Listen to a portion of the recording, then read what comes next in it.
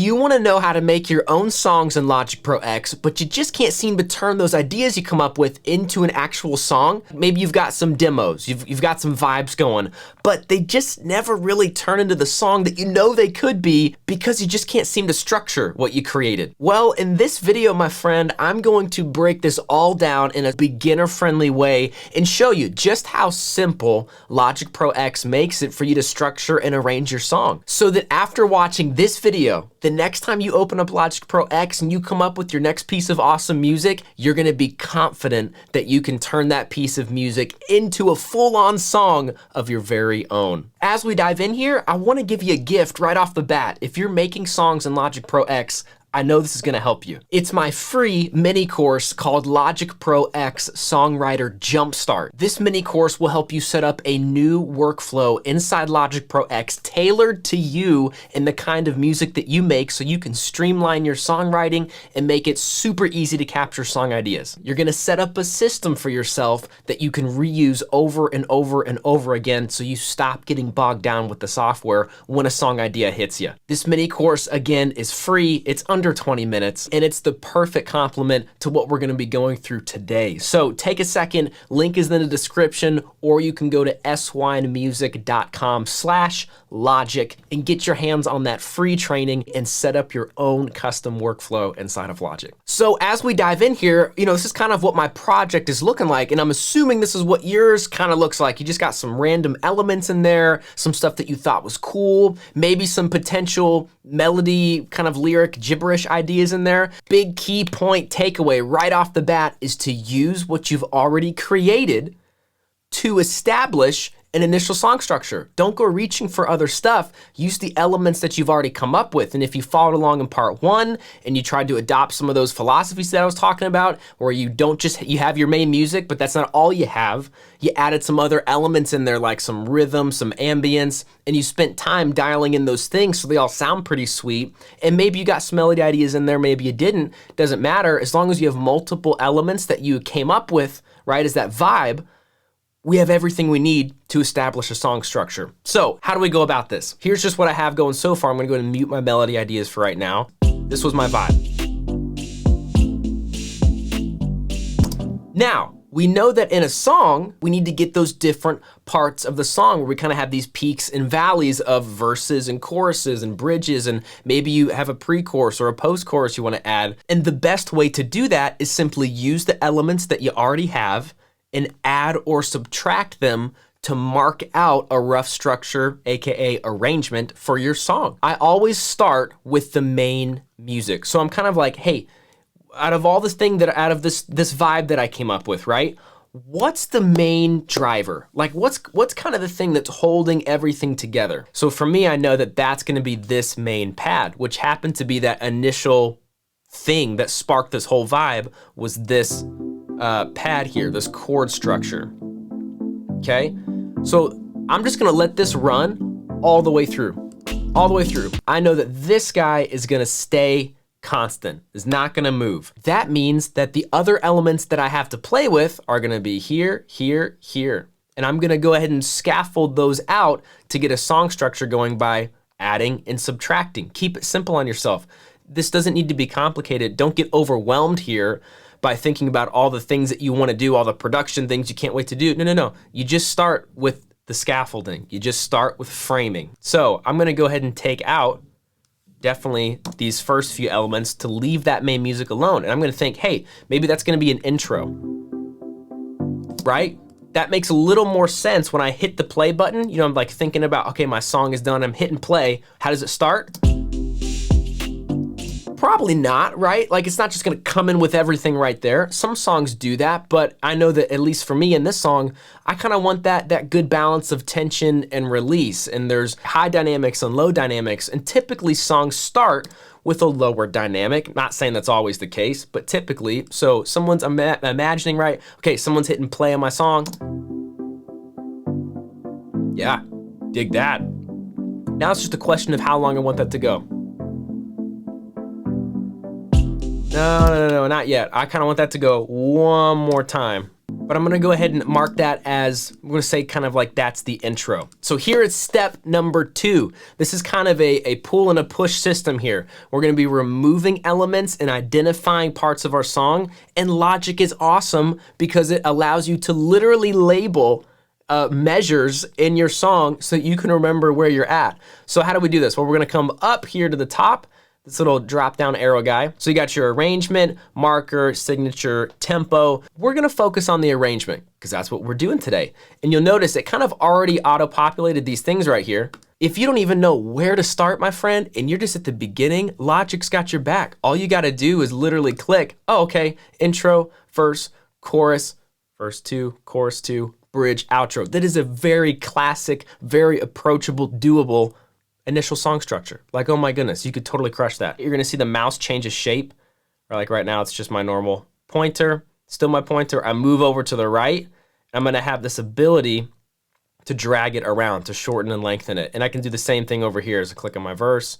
So I'm gonna go ahead and move that guy, right? I'm gonna have my intro take over this whole spot, which probably means my verse is gonna be next, right? It's so helpful. I wanna leave some space in the intro, even if that's not exactly how it's gonna be, because more often than not, I wanna have margin. I wanna have room in my arrangement to be able to add and change things. So it's just important to keep in mind, your song structure is so fluid. Don't ever think that your structure is set in stone, because you could be setting yourself up for some frustration because of all the parts of making a song, right? All the processes. The arrangement is really the most fluid. It's gonna be changing all the way through your song, from where you're starting it, from where we're going for it right now, all the way to where we're finishing it and we're about to mix, master it, and send it out to like a streaming service or just play it in front of a buddy, right? Your song structure can change shape. So don't keep a tight grip here, keep a loose grip. That being said, we can't get a song going unless we establish something, right? So going back to that metaphor I was talking about with the framing, we gotta frame it out. So just make a decision, move on. Give yourself a little bit more margin than you might think you need to allow for those changes that could come your way, all right? So we've got our intro.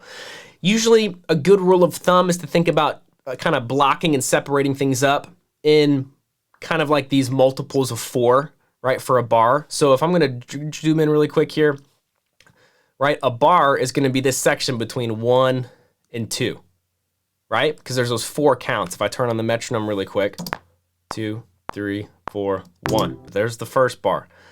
There's the second bar. There's the third bar. There's the fourth bar, right? So a good rule of thumb is to work in multiples of 4. That's kind of a typical thing. Again, there's no hard and fast rules. These are just best practices, generalities. But to set yourself up for success, kind of work in multiples of 4 here. So like 8, 16, 32. For this intro, for example, right? This guy right here, that's 8 bars that I have. 1, 2, 3, 4, 5, 6, 7, 8. Now, here's what's cool. I know that this is 8, right? So if I know that this is 8, I know that if I were to add these two with these two, that's 16. So just visually, if it helps you, you don't have to mathematically like count all the tick marks. You can just kind of visualize it out. So we got our intro down. Let's work on our verse. If we're coming out of our intro into our verse, yeah, I don't think I'm gonna use that. The area that you have the most action going on, where all elements, in my case, 4 of these elements are at play, I'm gonna use to mark the chorus, because typically the chorus has got the most action going on, right? Because it's the great sum up of our song. So I'm gonna use that. I'm gonna use when I got the 4 stack there, that's gonna be the chorus. So we got our intro, 8 bars, verse here. Oh, if I know that's 4, that's 8. Maybe let's go ahead and do that. Let's see how much that is. And I know that I'm not gonna have these guys. And I'm gonna go ahead and delete them because I've got plenty from storage I can copy and paste. Again, use the elements that you already have. So play around. I'm just gonna drag a kick over to see if that helps mark a verse.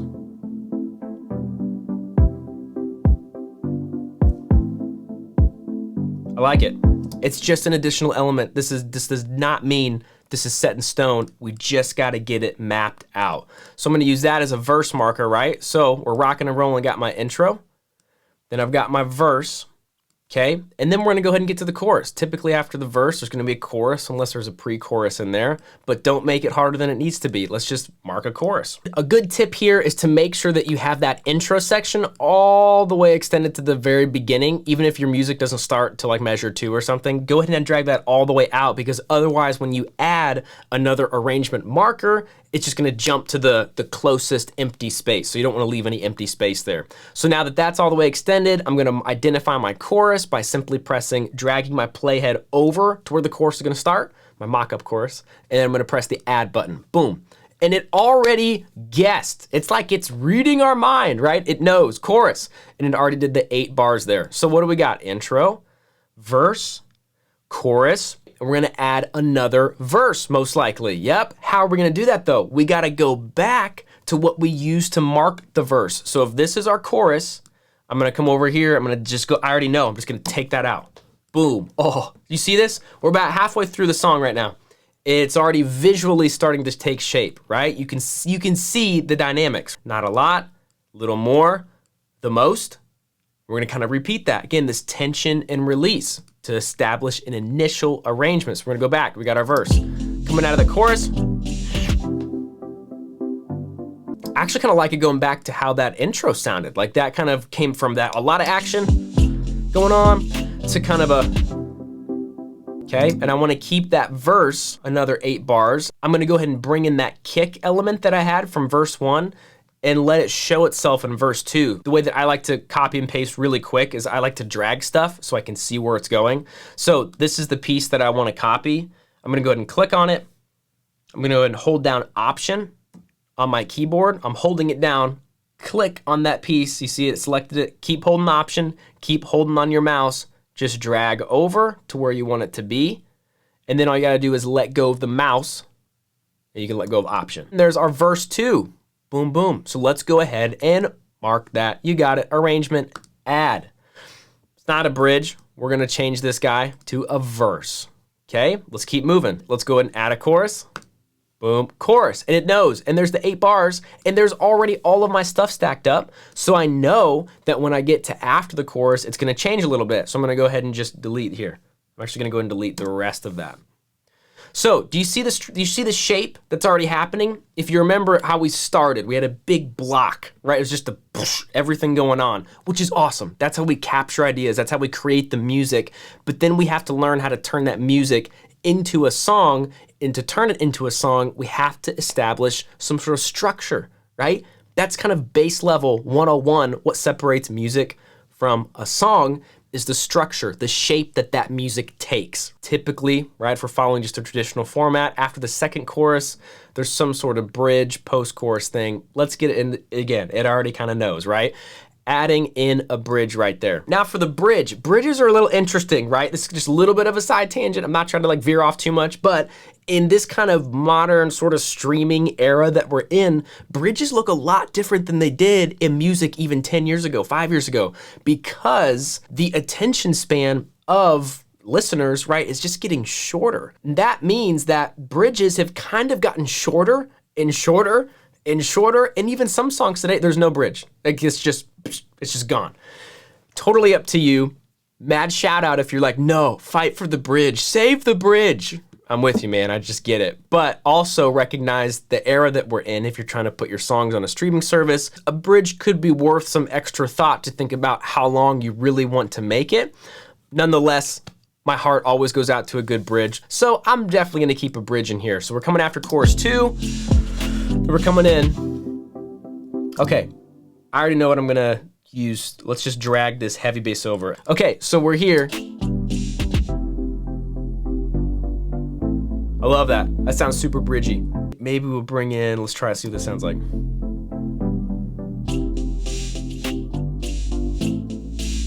Love it. Just starting to build.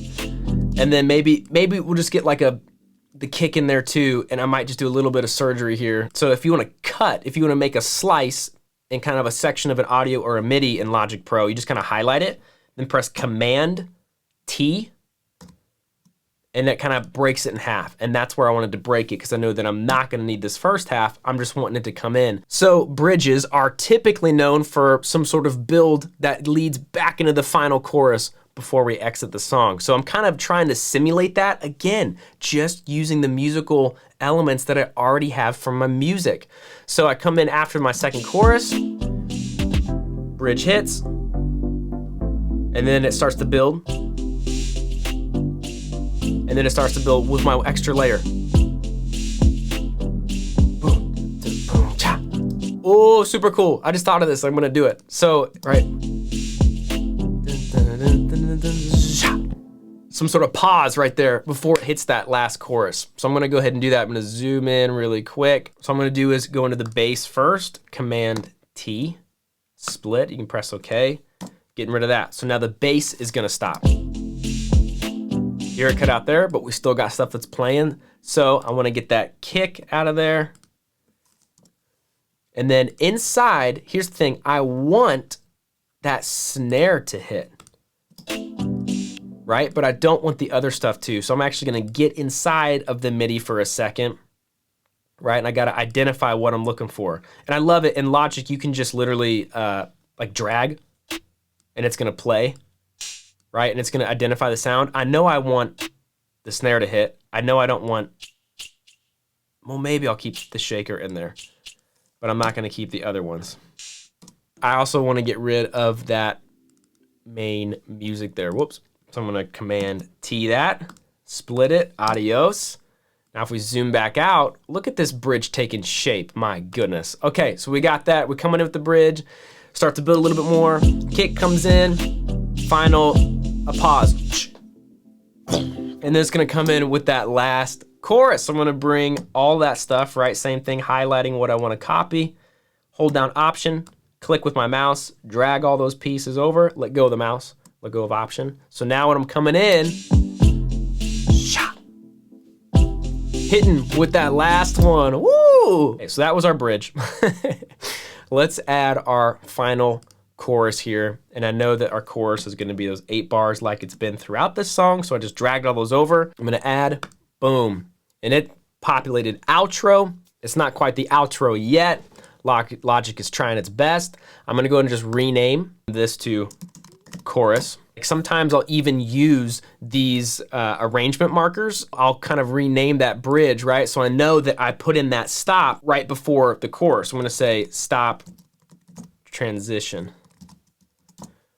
right? Just so I can remind myself. And you can do that. You can give yourself those mental notes all through each of these parts if you need to help yourself remember what you were thinking as you were fleshing it out. After that bridge, we have to decide how we're gonna end it. Again, so many different options here. This isn't a deep dive on the theory of outros.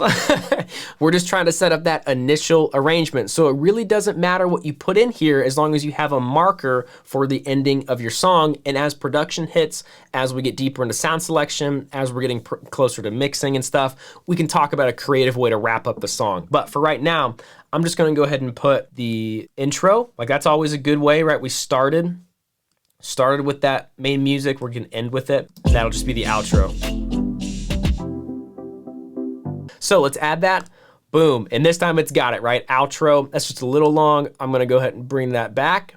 Now, would you look at this? Just look at it, right? We have a fully mapped out arrangement. And it's rough, it's initial, but this is how we just turned that big block of music into a song. Couple other things you can do that Logic provides, gives you access to take all this a little bit further and really flesh things out, is you can color these different sections of the song. So you would simply click on it, like so it's highlighted, and you press Option C. It's gonna bring up your color kind of palette here, and you can totally change the color of each of these sections to really separate them if you wanted to, because then it's super easy to go ahead and loop apart because you're just looking, oh, verse, sweet. Boom. Another thing that I wanna point your attention to is up here to the right, next to the loops, next to the media import stuff, there's a notepad. I don't know if you knew this, there's a notepad you click on, and all you have to do is press edit to begin typing, but you can leave yourself notes, you know? Like you can go ahead and map out your structure here if you wanted to, and then you could leave yourself some notes. Transition is gonna be some sort of filter. You know what I'm saying? Like you could totally mark out and leave yourself notes while you're going through your song structure. If you have a production idea pop into your head, categorize it. Like it's right here. It's there to capture those ideas. But the whole thing is that you don't go act on those ideas. Not right now. Not if you had music and you're trying to get your arrangement down. Leave production for production. Leave mixing for mixing. Leave tweaking for tweaking. Get yourself all framed up. Get that framing for your house all nice and sturdy so that you can have a blast putting up the walls, painting things, adding all the fun stuff, right? And you can use the notepad to just kind of take note of those thoughts. Awesome. Capture them. And then when you're done, you can just press the done button, close it up, and Logic will obviously save all of that as it saves your entire project. You'll notice too that I didn't really touch the melody ideas in this specific tutorial simply for the sake of I didn't want to overwhelm or confuse you. There's a certain process that I use to assign my melodies, like to come up with them and then assign them to certain parts so that when I'm sitting down and structuring out my song, I already have my verse ideas, chorus ideas, bridge ideas, and I simply plug those in to each of the sections after I've structured out my song. And so I didn't want that to take up the bulk of the time in this tutorial. If you're interested in how I come up with my melodies and how I categorize them, it's called the Melody Maximizer technique, and I did a whole YouTube tutorial about that. I'll leave a link in the card above. You could totally check that out if you think that'd be helpful for you. But if you have your melody ideas, this will be the perfect time to plug them in. After you've structured out the whole thing, you can simply go into your melody, and kind of do the whole cut and drag, to wherever you would need that part to go. And now in the next part, we just get to start talking about some fun, nerdy stuff, man. We're gonna talk about recording. We're gonna talk about production. We're gonna get into mixing and mastering. Those are our next stops as we are